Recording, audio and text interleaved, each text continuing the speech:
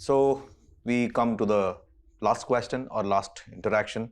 How do you all see 2035? What are the predictions? One prediction that you would say, this is what it is going to be, or one prediction that is prevalent right now, which may not be valid or prevalent in 2035. I'll start with you, Singh sir. I think my prediction is by 2035, the flexibility, adaptability will be most valuable thing over there. Okay. Large scale plant will not be able to work. How we are able to transfer into digitally and do smarter plants and run with great digitally automation, that is what is going to happen.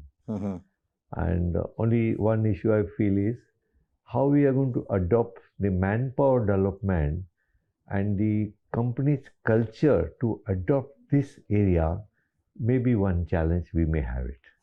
But it's all doable. And I feel it will be doable much faster than what we think currently. It will happen faster. So anything that is currently prevalent, you feel that it may not be relevant in 2035? Anything of that sort? Large plant will vanish. Okay. It will be all small plants, adaptability, flexibility, changeovers, all become smart. Okay. Kantu sir, what do you think? How do you see 2035 happening here? Things to happen in the foreseeable future, I would say that there is going to be a vast or rather paradigm shift into the technology, in the sense that the world will move more towards high volume, high value, low volume product as compared to the low value, high volume product which we are doing now. For example, we are talking about gene replacement, or you are doing a very disease specific drug. Maybe there would be a drug very specific to, say, individual person. Now we need to find out ways and means how we're going to tackle with this thing. So this is one area where I find that the industry is moving, and how are we going to tackle. Second thing is that very geometric progression, the growth is taking place in medical devices. Okay, that's moving very fast. So a couple of years back, only stain meant a medical device. Today, stain is put almost everywhere. Okay, right. So so that's a kind of thing. Stain earlier it was very expensive because of the price control they have done, and it has become within the reach of a common man. Okay, so such kind of changes are going to happen, and things which are sort of beyond the reach of this thing, that will become manageable. And as Swaminathan sir has said, that the biotechnology and the biological product with biological origin, they will see the light of the day as compared to the conventional molecule. Yes, the mundane molecules do have some residual life left.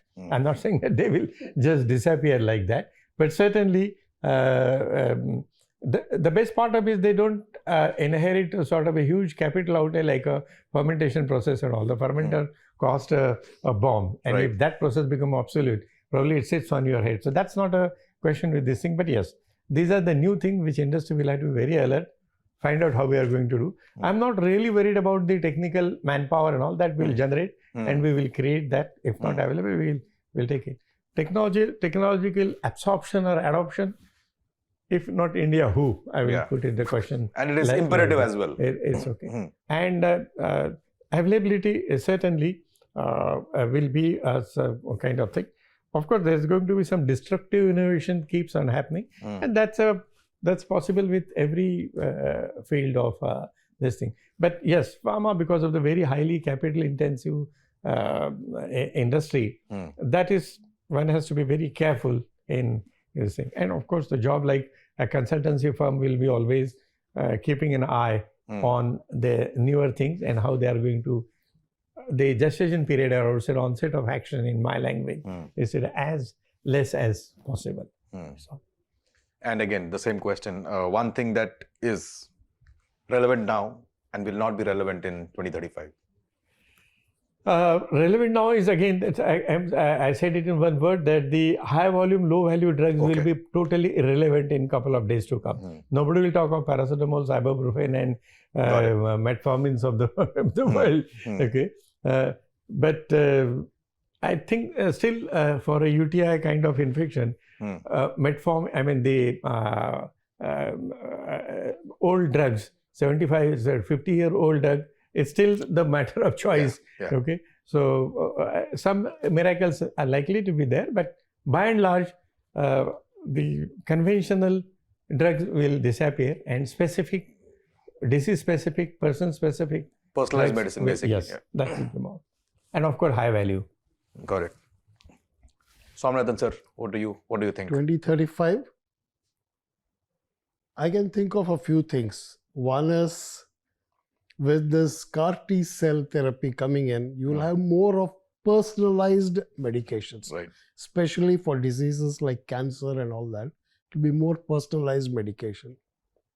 Second is you may have AI operated smart facilities, much smaller, compact facilities. You won't have large facility in one location. You may have smaller facilities nearer to the people. It won't be 2035, but it won't be very far off when your roadside chemist may become a manufacturer. I have seen equipments which your prescription it's not something ready. Based on an individual, the prescription is given and the chemist can mix at his place and give it to you. Wonderful. That is AI operated smart facilities. Personalized gene therapies, which is based on individual, faster output. And what I look forward to, I'm not sure Mr. Kante will tell me, is real-time testing and release. अभी दवाई बनाओ, वो QC को जाता है, वो test करो, then it is released. Real-time online testing and release. Wow. Once that happens, the whole facility will become small, compact, and immediate output. I look forward to that in 2035. And that's the real speed to market? That's the real speed to market. If we can do that, decrease the time on testing and release, that would be ideal. And for high diseases, I'm sure your day will come when it is personalized. That's what is CAR T all about. Right. The moment that comes, personalized medications is the future.